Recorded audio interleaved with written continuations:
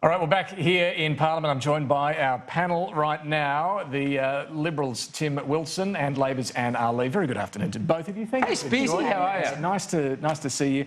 No good fill-in for Tom. Yeah, I'm good at filling in for Tom. I enjoy filling in for Tom. He's on important bushfire reporting duties this afternoon. But I'm sure what he would be focused on is the big issues today. Gladys Liu, your colleague, your Victorian colleague, been in a bit of hot water. How would you describe her performance last night with Andrew Bolt? I actually felt she was a bit ambushed. I think she went on in good faith on the interview. A series of propositions were put to her, which were, how we put it, misrepresentations, I think, of the Australian position. How Australian so? government. Well, because what was put to her was that Australia had said that the Chinese government's claims over South China Sea was theft, when in fact that's not, and that was the Australian government position. That actually isn't the Australian government position. We actually believe in the rule of law, international rule-based order, where, of course, challenging decisions. Well, I'll check the transcript as to whether Andrew actually said that was the Australian government's position, but... Well, I think I don't want to verbal Andrew in response either, but I'm pretty sure that's what he said when I reviewed it. Okay. And so if I got that wrong, I apologise, Andrew, but that's... but the reality is, I think her position, she clarified it today, was quite clear that she supports the Australian government's position. That's the right thing to do, obviously. What is the Australian government's position? Well, the Australian government's position is that we don't decide these terms. These are decided by courts, and we support the consideration of these matters by courts. Obviously, we want the South China Sea to be open. But it has we won't have free by the court, by the International Court of Arbitration, Mm-hmm. and it's been found, well, they found against China. Yeah, so we respect the rules and law. Sea unlawful? Well, Fundamentally, that's basically the position, yes, because we have a position, but that's not the same as saying theft. We have a situation where courts have made those decisions. We support the courts in their decision-making. We want free movement and free navigation in those in those waters, and that's been the position of the government all along. Well, does Labor see it any differently? Well, no, obviously Labor also supports the ruling of the International Court that China is undertaking illegal activities. I don't agree with Tim that Gladys was ambushed. I think she's got some splaining to do on her position there, and I think that, you know, if you're a member of... So you don't accept her position that she explained in a statement that she supports the Australian government position? She refused to say that China was carrying out illegal activities so go back on more than one occasion. So she said that she supports the Australian government position? I don't think she was ambushed. Does she know what the Australian government position was at the time? Well, she does. Well, I have no idea. I don't see evidence of that in that clear. interview. Well, she was also put to, as I go to the point, she was put to a series of propositions about what the position of the Australian government was. Okay, so the question, I found it, I've been going through the transcript here, okay. The question from Andrew Bolt was, the Permanent Court of Arbitration in The Hague has said that China taking over the South China Sea was unlawful. Do you agree it was unlawful? His next question. The government's position, of course, is that the theft was unlawful. So you used the word theft, and that's... Used the word theft, unlawful. and that's his word. Also used the word unlawful. The Australian government uses the word theft. No, well, I think by inference, and so if that is the misinterpretation on my part, I apologise to Andrew, but that's not the intention or the spirit. The point of it is that it was propositions were put to her in words that I suspect she wouldn't use. She's made it quite clear and clarified that. I think the more problematic thing was... So now we're just going around and the more problematic part of the interview, I thought, was not being able to remember last night whether she'd been a part of these various organisations linked to China. Today, suddenly, she is able to list all the memberships she's had. I mean, do you buy that? Well, what I buy is that her very clear statement in today that she is aware that she had honorary positions with these organisations. She's asked to not be associated with them, and she's made it quite clear in her statement. I think that's the basis in which people can take it in good faith. She couldn't find this out when it had been running in the media for a long time. She agrees to do an interview last night to talk about it, and she couldn't remember last night? Well, I don't believe she said anything in that interview in bad faith, and I hope you're not accusing her of that. She's clarified that's in a statement today, and I think that hopefully will clarify... I'm just struggling to understand how that happens.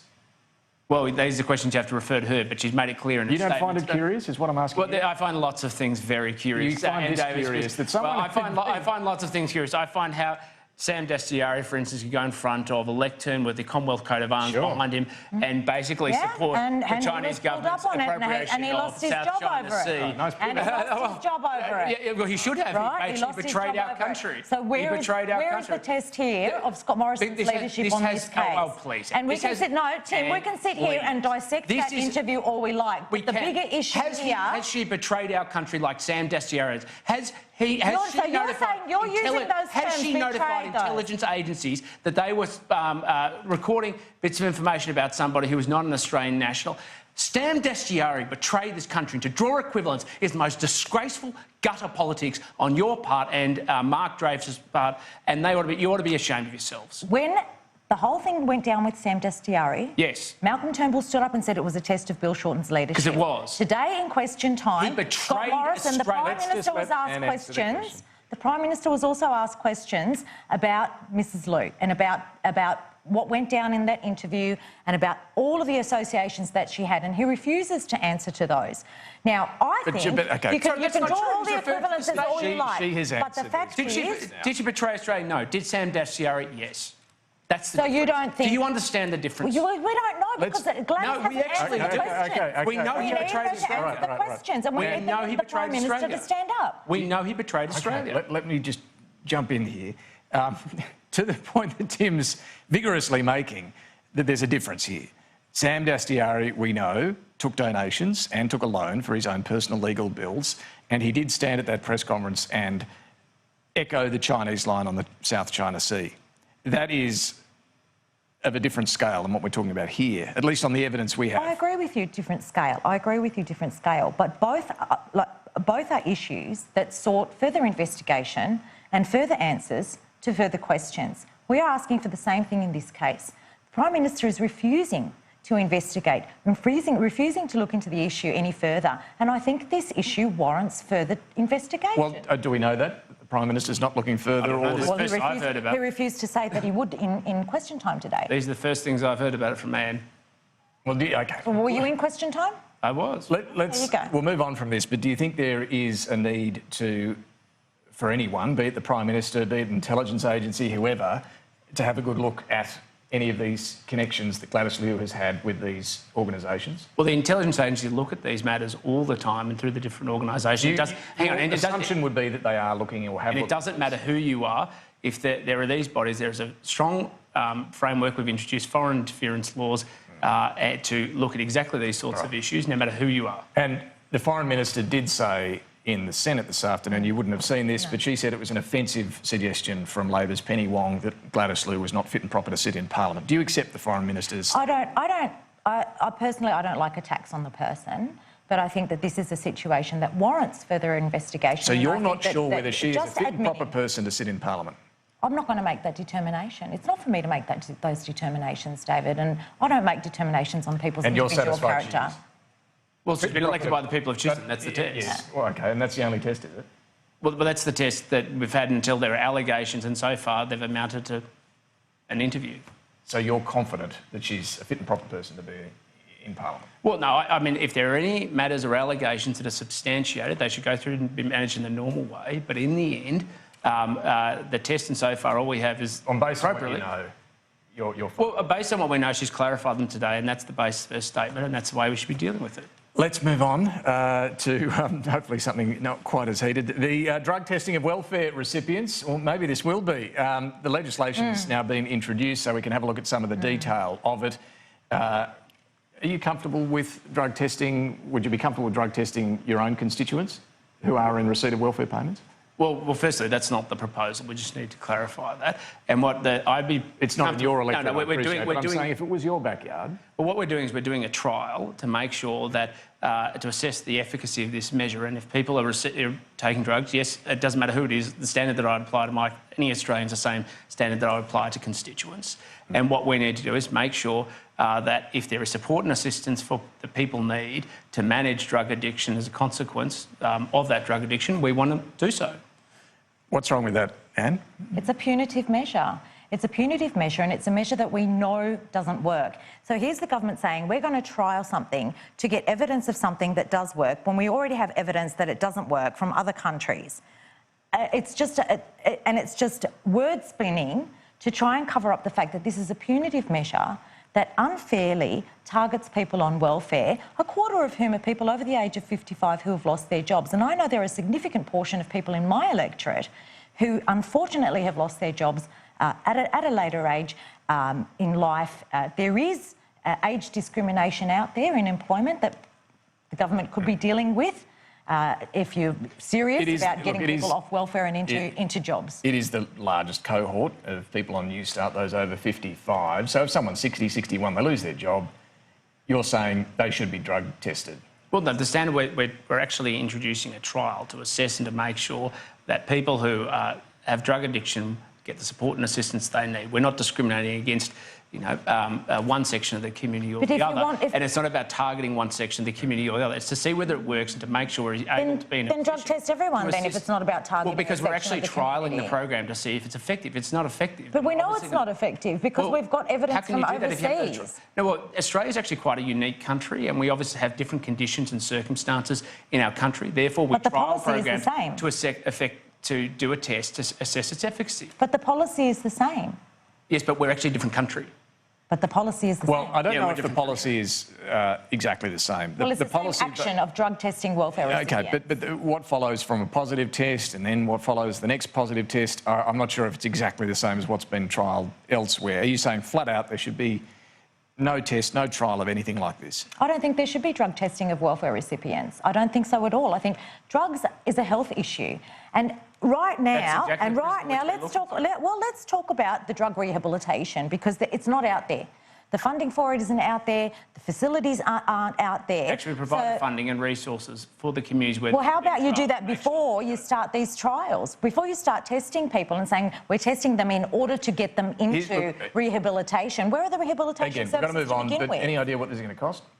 I don't have the figures on, but does that matter? What it's going to cost? Of course, it matters, but I don't have the immediate answer. Would there be any price that's too high? Sorry, would there be a price that's too high? Well, in any program, there will always be a price where you'll say the gains outweigh or the loss outweigh the benefits. But this one, we're trialling it precisely for these reasons to assess: is it effective? Is it helping people? Is it getting people into jobs? Is it getting off people of drug addiction? Do people need extra assistance and support so that we? It'd be worth having a look at what it's going to cost, though. Well, that's exactly why we're doing the trial. No. Whether the what trial, have you budgeted for it? What have you budgeted for the trial? Well, I don't have those answers, as I said straight away. I don't think it's legislation either. But we make sure, we will always make sure that we have programs that are effective, that make sure that they achieve their benefit, and that's why we're trialling them first. Final issue, do we have a climate emergency? Tim, you first. Well, I don't use those terms because I think they're more politics than actually dealing with substance. Our focus is on making sure we reduce our greenhouse gas emissions. We take responsibility as a country as part of an international community, and we have the measures in place to do so, and that's what this government is doing. Do you think we have a climate emergency? I think the emergency is we have no policy. We have a government that is dithering. The question is, do we have? I think we have a climate emergency. I think it's that the evidence is out there. It's clear enough. There are enough people out there also who believe that we are in a climate emergency. So would you back this motion in Parliament? I haven't seen the motion. If it says we have a climate emergency and the Parliament needs to The motion is not just going to say we have a climate emergency. I have to see the detail of the motion before I'd say. But you do think we have an emergency? Yes, I do. Just a point of clarification, you believe man-made climate change is real? As the only member of the House of Representatives who's actually studied climate science, it's kind of ridiculous if I said otherwise. But I take the issue seriously and look at the complexity of it, both in terms of the science, the economics, the policy. Does it worry you that your Minister for Drought and Water and Natural Disasters isn't convinced? Well, I think what he said is he didn't know, and it was actually, I heard that interview and specifically the question related to the consequences of climate change and a change in climate, changing conditions. From the transcript, it was, is man-made climate change real? And the answer was, I don't know. He's the minister. He's not the minister for the area responsible. What he's focused on is the drought, and it came off the back of a question specifically about the drought and whether climate change is making the conditions worse. Pretty clear what the question was, to be sure. To be, but I'm putting it was pretty clear after two or three questions that he's completely equivocal. He's not sure whether man-made activity, human-induced activity, is causing climate change. OK, well, maybe he should go and study it like other people, as I have done. But I would have thought that these are the questions you should ask for him. Well, he did yesterday. I know. He's not sure. You are, though. You're absolutely sure. Well, it's not an emergency. What is it? So, well, I don't...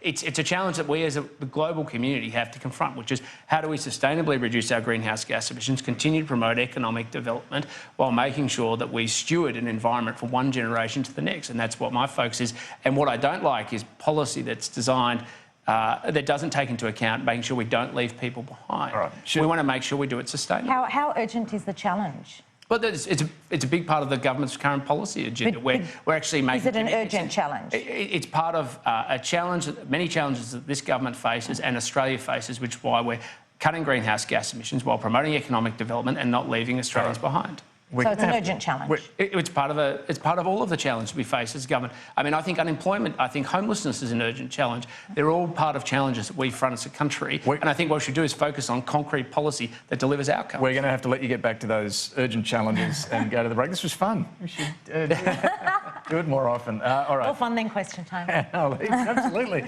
Tim Wilson, thank you both very much. We'll catch up soon. We're going to take a break. Thank you.